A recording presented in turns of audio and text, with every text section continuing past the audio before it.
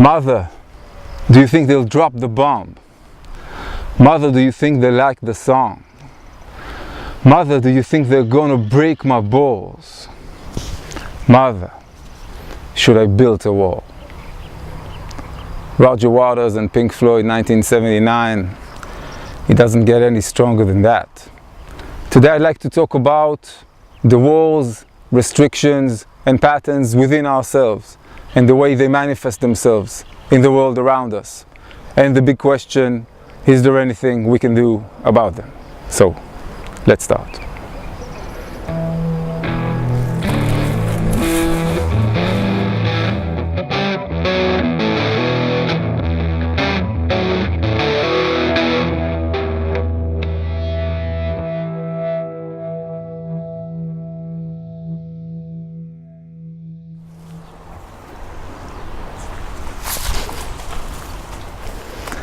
Let's continue and talk about change. We've said how at times things are seemed fixed in our lives. Our genetic code, our DNA, the patterns in our psychological world that was embedded in us through our environment, early childhood, and yet we saw how many things are changeable. Unimaginable possibilities, range of probabilities. Really every moment in our lives has the potential to be a moment where everything changes for us. At times it can be for the better. We can meet a new person, we can have a relationship, we can fall in love, we can find a new philosophy or theorist, we can change the way we live, the place we work. We can have a moment of insight, like a whoa, eureka, I understand something about the world, everything seems different for me now. On the other hand, there can be unfortunate events, traumatic events that can profoundly change the way we see the world, understand it, behave, think and feel in it. So this is the potential in every moment in our lives, like a singularity that can happen every second. Let's say something about psychotherapy. When we go to psychotherapy, we seek a focused process for some time in which we can experience ourselves outside the boundaries of those limitations and patterns. We are seeking to find a person and a method where we can feel secure and have the courage for this leap of faith in experiencing new things. Even if we have much inner discomfort, we know that it is very hard for us to break the patterns alone at some times, and not always we succeed in finding the containing environment or relationship to help us change places within us. Now there are, as I said, hundreds of methods of psychotherapy in very different branches. I want to say a few words about, let's say, the two leading branches.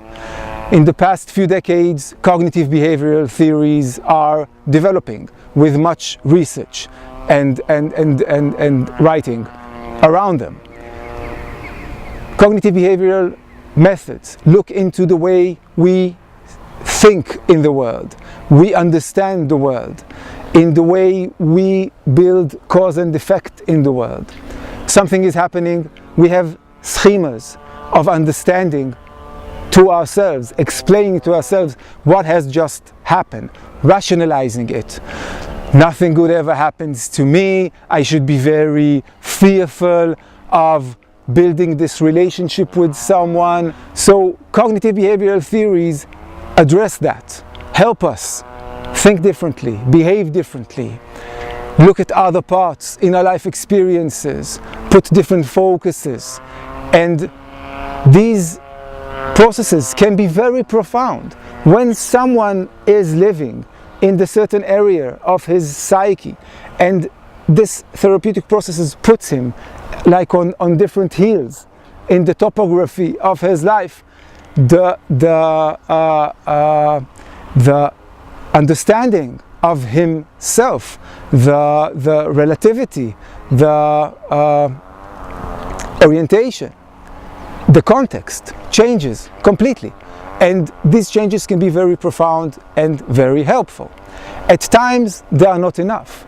At times, our patterns are so deep, dealing with relationships, dealing with very deep working models like the hardware of ourselves. I should not trust anyone, bad things will happen in relationships, every experience leads to heartbreak, things like that, which need a longer process and an actual relationship to be built, a strong relationship between a person coming to therapy and the psychotherapist.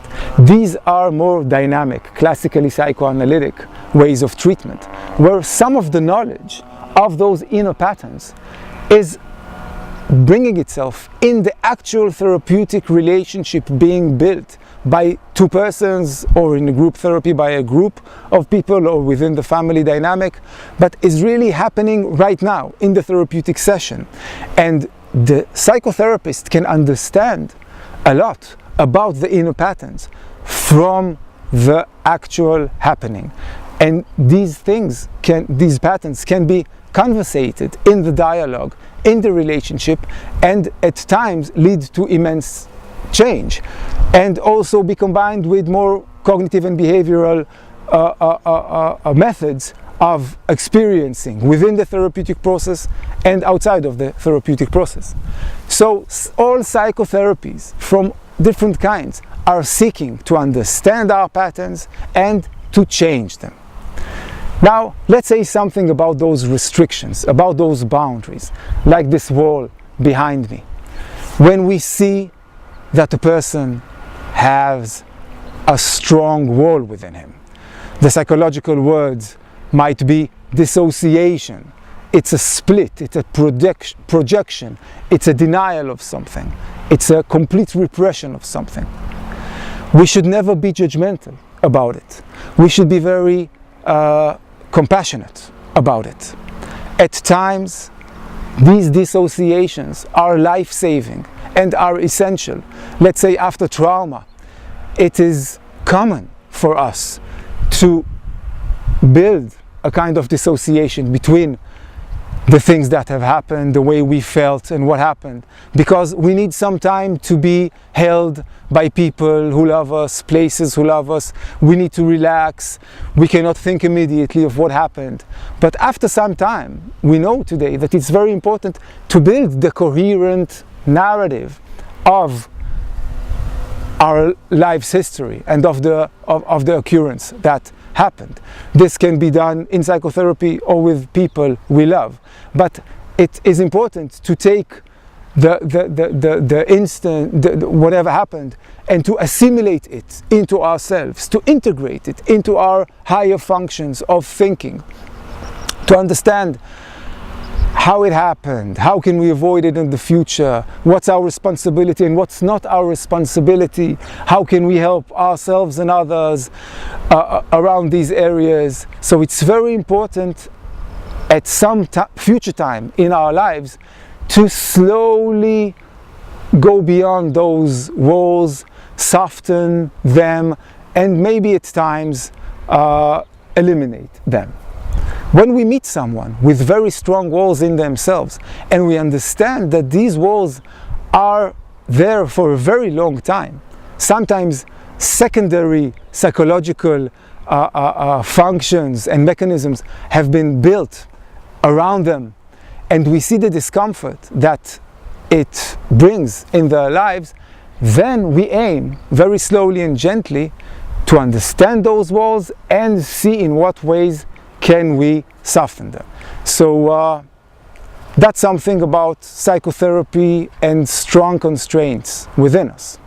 I want to say a few words about a very strong wall that has brought itself to existence within the field of psychology. There is a huge quarrel between the cognitive behavioral way of thinking and the psychodynamic, more psychoanalytic way of thinking. Really, you know how the worst fights happen between brothers. So, like in the beginning, psychodynamic and psychoanalytic theories really looked down to emergent cognitive behavioral thought and saw it as very flat and not sophisticated. With decades passing, cognitive behavioral theories took much ground with research, with short-term, very effective methods, and now the ruling paradigm is the cognitive behavioral one, and it really looks down into psychodynamic theories. Now, I see this quarrel really as, I can simply say, not helping, not the psychological way of thinking, and not our human endeavor in understanding our psychology and progressing. All methods, cognitive behavioral and psychodynamic, are aiming at changing inner patterns. In many ways they are very similar. I think that 90% of the basic concepts in both paradigms are the same. I can give you an example. For the past 7 years I work extensively with autistic children and their families.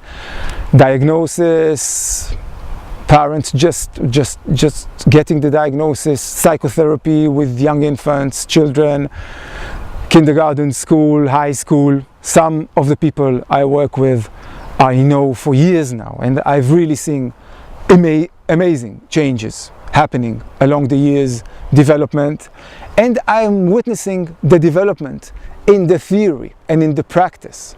Now, in the 40s and the 50s and the 60s, there were strong psychodynamic and psychoanalytic ways of understanding autism and treating it. And we understand now that some of them were very wise, but some of them were not accurate.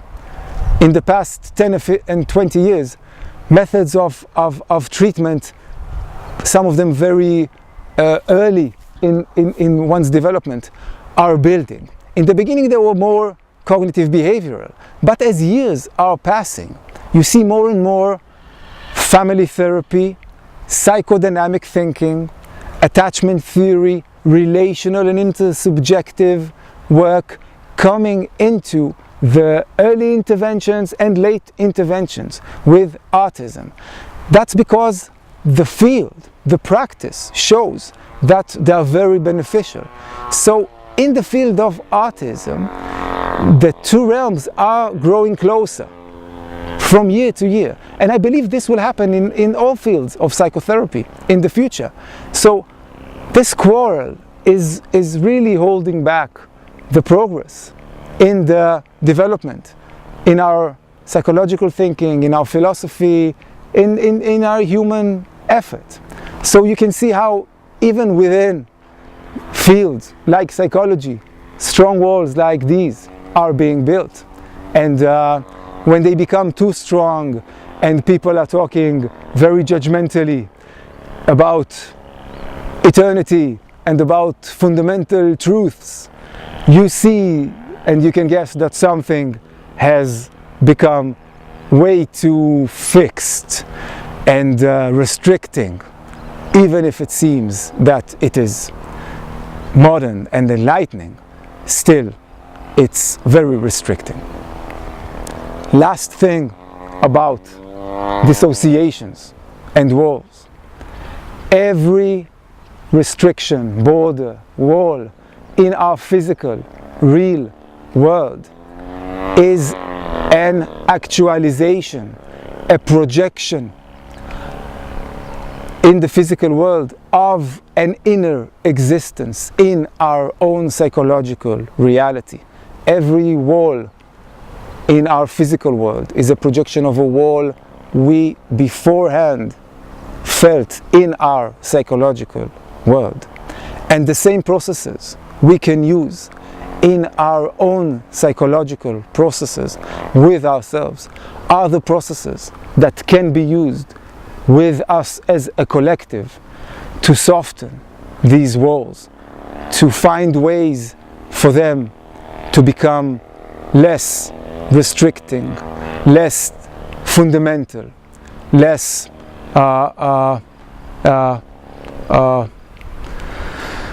well, fundamental maybe is the word. So we'll continue here. We'll stop here and continue next time. The matter is so harsh that it puts blocks on my thinking. That's the psychological term, blocks in thinking. So I'll do my best to go through them. So we'll continue next time.